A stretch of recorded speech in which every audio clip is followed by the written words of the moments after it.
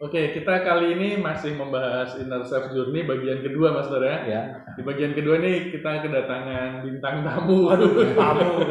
Mas Akmal. Ya, Selamat bergabung Mas Akmal. Terima kasih. Jadi kalau di sebelumnya itu Mas Nur kan sempat bilang bahwa agama itu untuk menjawab persoalan-persoalan gitu Mas Akmal ya. Ya. Kalau saya termasuk beragama tanpa persoalan sih saya. Terlahir udah beragama gitu. Iya. Walaupun ada kegelisahan. Nah ini saya ingin ke Mas Akmal nih. Mas Akmal ada perjalanan keberagaman ini pasti ada cerita ya Mas Akmal ya. Ada titik-titik seru. Kenapa sih saya meyakini suatu paham keagamaan yang seperti ini? Nah itu mungkin bisa diceritakan Mas Nur, walaupun kita itu rambut sama-sama hitam gitu tapi saya pasti beda.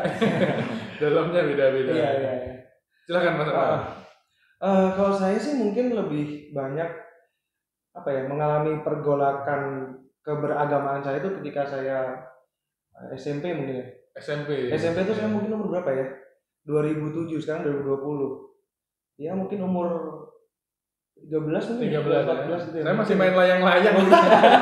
Oh sama kalau main dokter. Jadi mungkin pada saat itu saya merasa bahwa ya mungkin karena saya literatur yang saya baca mungkin juga apa yang ditayangkan di TV pada saat itu memang media saya cuma lihat TV kan adalah agama yang saya anut itu wajahnya begitu itu yang ngebom begitu pada saat itu SMP begitu tak.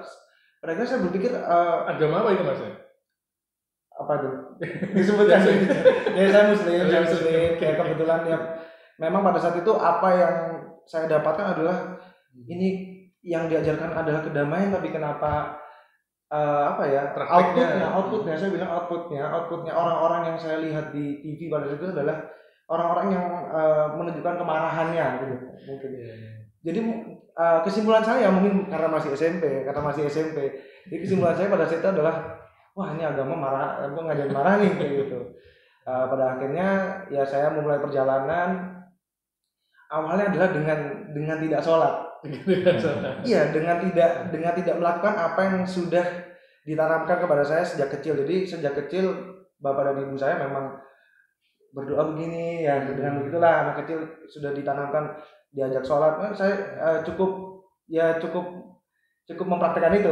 Padahal pada saat itu jadi masalah buat saya karena gambarannya adalah yang begitu gitu. Itu sebagai ekspresi pemberontakan atau ekspresi kekecewaan sebenarnya dengan meninggalkan? Saya menurut saya adalah ekspresi kekecewaan karena ya bapak ibu saya baik kan.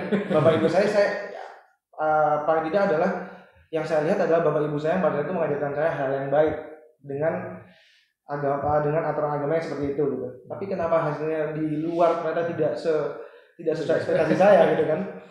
Ya akhirnya saya memulai perjalanan, saya mencoba untuk tidak melakukan hal yang A, terus saya coba ke B, saya coba ke C, saya coba ke semua. Pada akhirnya entah kenapa saya diperjalankan gini. Saya kalau tidak salah kebetulan kakak saya juga cukup berpengaruh ke hidup saya.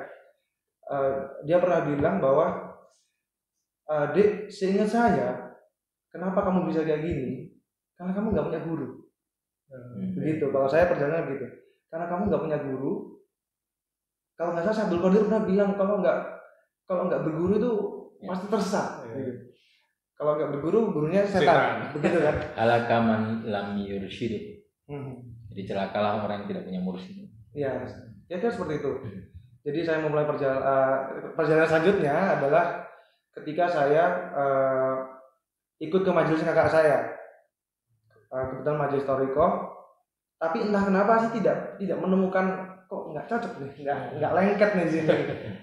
Saya bilang kakak saya, Mas nggak cocok nih kayaknya saya, karena feelnya nggak dapat di situ. Oh mungkin bukan di sini di tempatmu kayak gitu, mungkin bukan di sini tempatmu. Jadi coba saya kasih info begini, ada seorang ya mungkin bisa dibilang wakilnya mursyid gitu ya, di area saya, di dekat rumah saya yang ya mursyid cukup masyhur gitu, yang nanti pada akhirnya jadi guru saya juga, insya Allah saya juga pengennya diakui sebagai murid juga gitu. Saya ke sana dan ini yang membuat saya benar-benar tertarik, benar-benar merasa oh ini tempatnya buat saya nih, karena saya cuma diinfokan beliau adalah guru dari sebuah sekolah di sekolah negeri. Secara status keseharian ya. Status kesehariannya adalah guru sekolah negeri. Saya tanya ke sana, Pak, saya boleh saya sebutkan ya namanya. Jadi saya mencari Pak Maliki, beliau. Oh, Pak Maliki guru bahasa Inggris itu ya, kayak gitu. Wah, saya nggak tahu Pak, saya juga cuma tahu namanya gitu. Oh ya, ini Mas rumahnya di Kebonsari, di daerah, ada satu daerah. Bahkan saya nggak tahu itu alamat, jadi benar-benar desa yang tidak ada nomornya, tidak ada alamatnya. Tapi entah kenapa saya berjalan naik motor pada saat itu tidak menemukan jalan tersesat sama sekali untuk menuju ketemu begitu aja. Saya datang, saya ketok-ketok, Pak Malik ini juga bingung. Ini siapa ketok-ketok rumah saya gitu. Ternyata ya saya ngobrol terus pada saat itu SMP kelas 3. Pada saat itu ya sudah, kalau gitu nanti Mas, ini kan kalau saya itu hari Jumat atau Sabtu gitu. Mas nanti Senin ikut majelis ya kayak gitu. Saya ikut di situ dan pada akhirnya saya mengambil bai'ah di situ dan pada akhirnya saya SMA-nya sekolahnya di sekolah itu.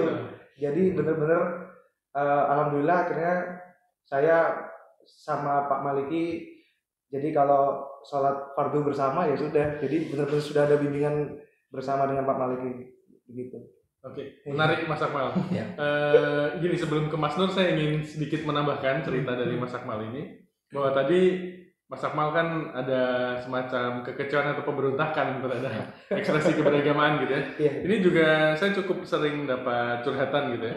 Dan ada teman yang bilang bahwa semakin saya itu banyak ritual, semakin banyak pengajian, saya justru semakin kering perasaan saya.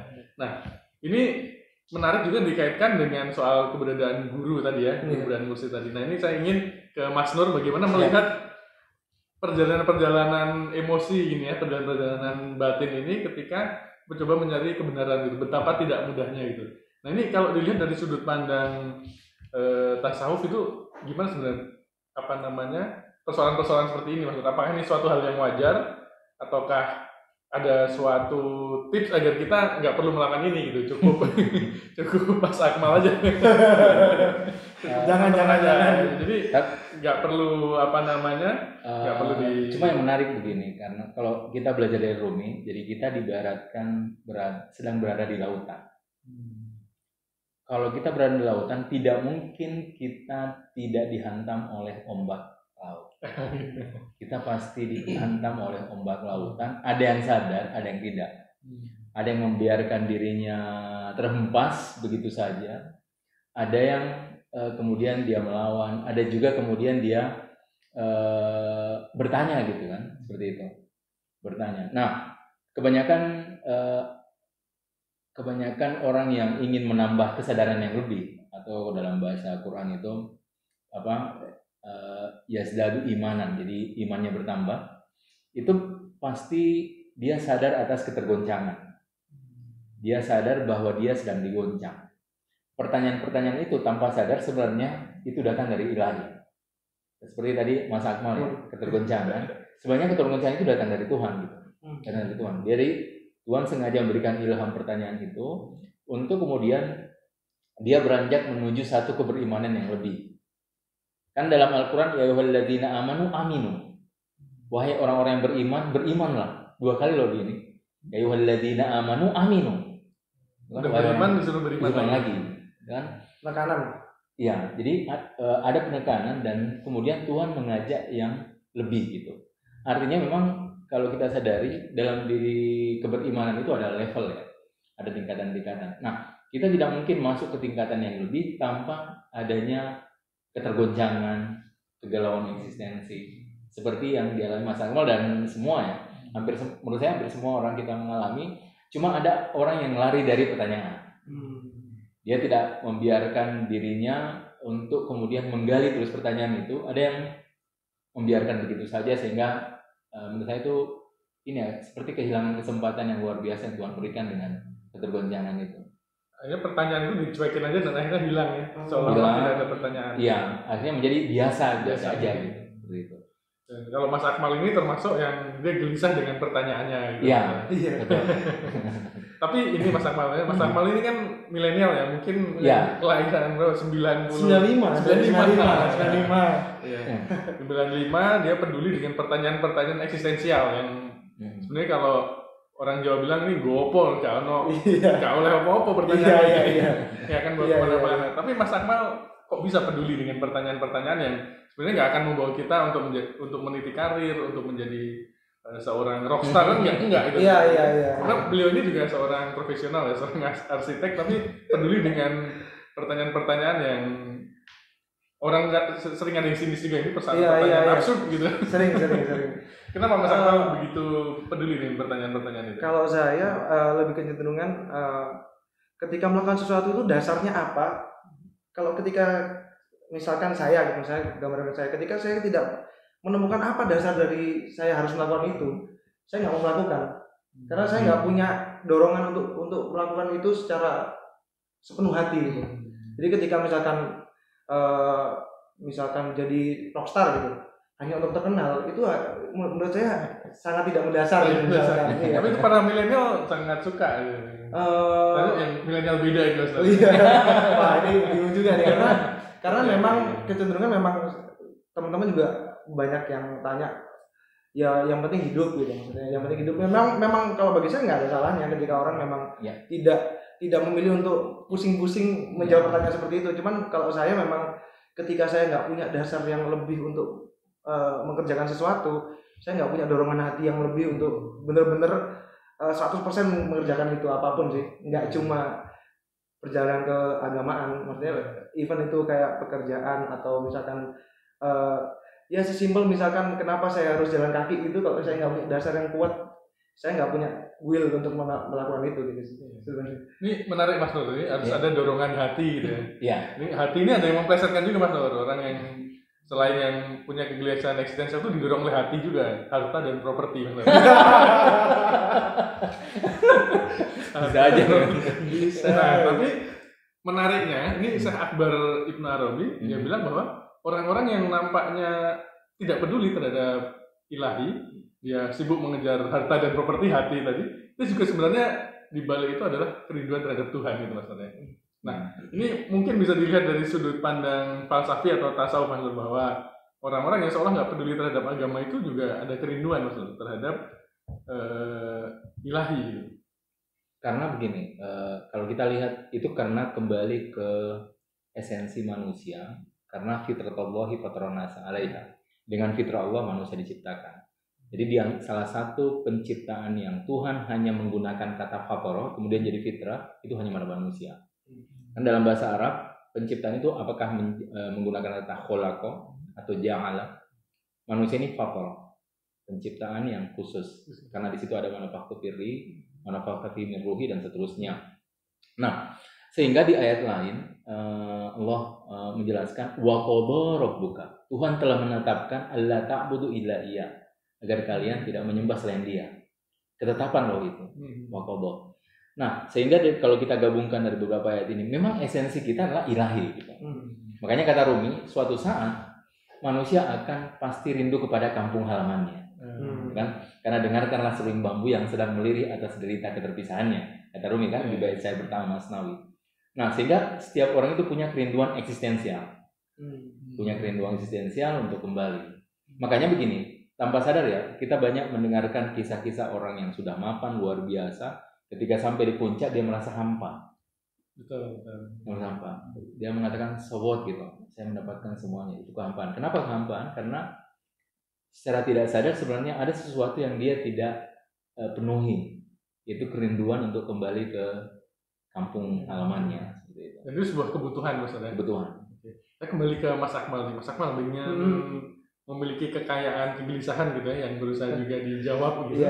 Ketika masuk di dunia profesional, dunia kerja itu berdampak nggak sih Mas sebenarnya gitu? Atau ada manfaatnya nggak gitu?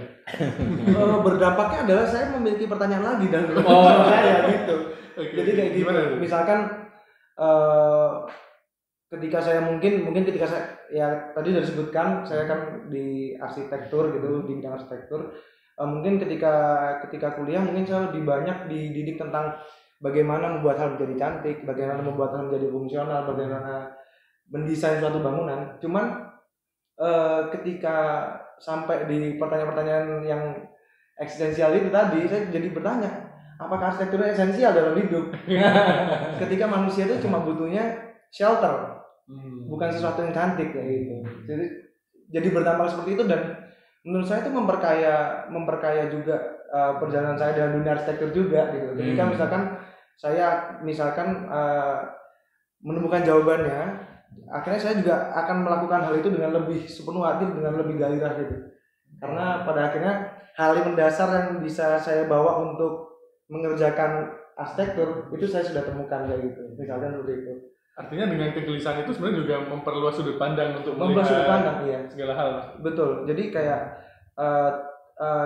tidak terpaku hanya tentang misalkan ada orang yang mendesain tentang bagaimana ini menjadi ekonomis atau bagaimana ini menjadi cantik, tapi bisa dengan pertanyaan-pertanyaan yang mendasar itu tadi saya bisa melihat segala sesuatu itu lebih holistik, lebih luas lagi gitu. Jadi tidak hanya tentang ekonomi tapi juga tentang estetika misalkan, tapi juga tidak tentang estetika tapi juga ekonominya seperti apa gitu. Ini menarik sekali ya. Jadi memang ada, kalau dari zaman Wali Songo ya, Wali Songo itu kan arsitek-arsitek, saat itu belum disebut arsitek ya, yang bentuk bangunan Masjid Demak apa itu memiliki filosofi Mas Nur ya. Artinya memang spiritualitas dan bangunan itu zaman dulu juga ada menyatunya. Nah ini mungkin bisa diuraikan Mas Nur, bagaimana kaitan antara bangunan dengan sisi spiritualitas ya dari sudut pandang tasawuf. Dan itu kekuatan tasawuf Mas. Jadi tasawuf itu bukan sekedar ajaran, tapi dia meng-create sesuatu. Nah salah satu create-nya itu adalah seni.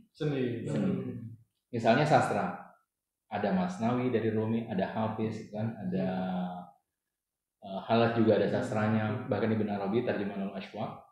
Nah itu salah satu. Jadi sufi itu meng-create sesuatu, meng-create seni, dan juga salah satunya adalah arsitek. Jadi dia bisa menciptakan sesuatu yang mendapatkan ilham dari alam batin, alam rohani ya. Karena mereka kan pengalamannya di alam batin. Kalau kita pengalamannya di dunia empiris ya, mereka pengalaman di alam batin, setelah itu lalu kemudian mereka transfer di alam fisik. Musik juga, musik juga. Kalau kita lihat Al-Farabi, kan? Al-Farabi juga menciptakan satu jenis. Bahkan dia bahkan ini ya, dalam sejarah kita baca ada, nggak tahu, sampean ahli musik itu. Oh gimana? Ada not yang kalau dia tindis itu orang bisa ketawa, dia tindis lagi orang bisa sedih. Dia tahu sampai begitu ya, sampai dia tahu alam seperti itu. Dan itu salah satu manifestasi dari nama Tuhan Aswar. Aswar yang menggambarkan gitu kan, itu kan imajinasi, kan? Walladzi dan amalkan fil arham, ada dalam ayat Tuhan itu menggunakan kata Aswar, dan itulah salah satu nama ilahi. Ini menarik sekali, artinya tasawuf ini sebenarnya sangat relate ya, sangat terkait dengan kehidupan di bidang seni, bidang musik bahkan tadi, dan juga arsitektur gitu. Karena selama ini kayak hikmah-hikmah tasawuf itu sering dianggap ya sekedar bermanfaat untuk zikir, untuk wirid gitu yang jauh dari dunia gitu. Kan sering gitu. Iya, betul. Mau belajar tasawuf, mau makan dari doa kan gitu. Ya, gambarannya hanya tasawuf hanya di spiritual aja. Betul. Dan spiritual itu spiritual ansih gitu ya. Yang dimaksud spiritual adalah di pojok masjid buka Al-Qur'an, baca gitu ya. Tasbihnya muter. Ya. Padahal ada sufi-sufi korporat gitu ya. Ada sufi-sufi yang dia hidup keseharian gitu. Nah, ke Mas Akmal lagi nih, Mas Akmal. Kepikiran nggak sih Mas suatu hari gitu ya, ya ini kan okay. Mas Akmal masih sangat jagung dibanding Mas Nur. Nah, kepikiran nggak sih suatu hari untuk meninggalkan dunia korporat karena saya ingin menjadi sufi sepenuhnya gitu, atau bagaimana sebenarnya Mas Akmal melihat kaitan antara sufism dengan dunia yang saat ini dijalani gitu. Kalau tadi kan saya sebut bahwa ada yang memandang sufi tasawuf itu hanya di sudut-sudut surau, sudut-sudut gereja, atau memang Mas Akmal berpendapat bahwa ini suatu kehidupan yang bisa balance dengan kehidupan kerja gitu. Saya jadi ingat, saya pernah dengar cerita bahwa ada seseorang yang lelakunya adalah sedekah gitu. Jadi bukan wirid, maksudnya, atau bukan sholat yang simborokat atau bagaimana, tapi dia adalah sedekah. Dan sebenarnya itu adalah gambaran sufi sih menurut saya. Jadi ketika misalkan dibilang jadi sufi harus keluar dari korporasi, harus keluar dari sektor, menurut saya enggak sih gitu. Misalkan sesimpel cita-cita saya adalah saya pengen ketika misalkan nanti saya sudah berdiri sendiri, saya pengen pondok pesantren dan masjid yang datang ke saya itu di sana arsitekturnya gratis. Kayak begitu. Itu kan ada catat pastor ini. Ya, boleh. Silakan saya dengan senang hati. Jadi menurut saya itu adalah cara saya untuk bersedekah gitu. Cara saya untuk berlaku sufi dengan apa ilmu yang saya punya, dengan sesuatu yang sehari-hari saya lakukan kayak gitu. Jadi menurut saya nggak bisa dipisah sih gitu. Makanya ketika arsitektur dan sufi bisa sih, kayaknya bisa bareng sih. Kita laku seperti itu kayak gitu. Ini keren sekali ya dari Mas Akmal. Karena gini, kenapa saya tadi nanya begitu? Saya beberapa waktu yang lalu, beberapa tahun lalu dapat curhatan dari seorang ibu dari teman saya gitu ya. Yang dia karena anaknya itu ingin agamanya kafah gitu ya. Jadi dia harus keluar dari kerja. Ingin full beribadah, yang dalam pandangan dia adalah ibadah itu ya ritual gitu, dengan mengabaikan tanggung jawab seperti itu ya.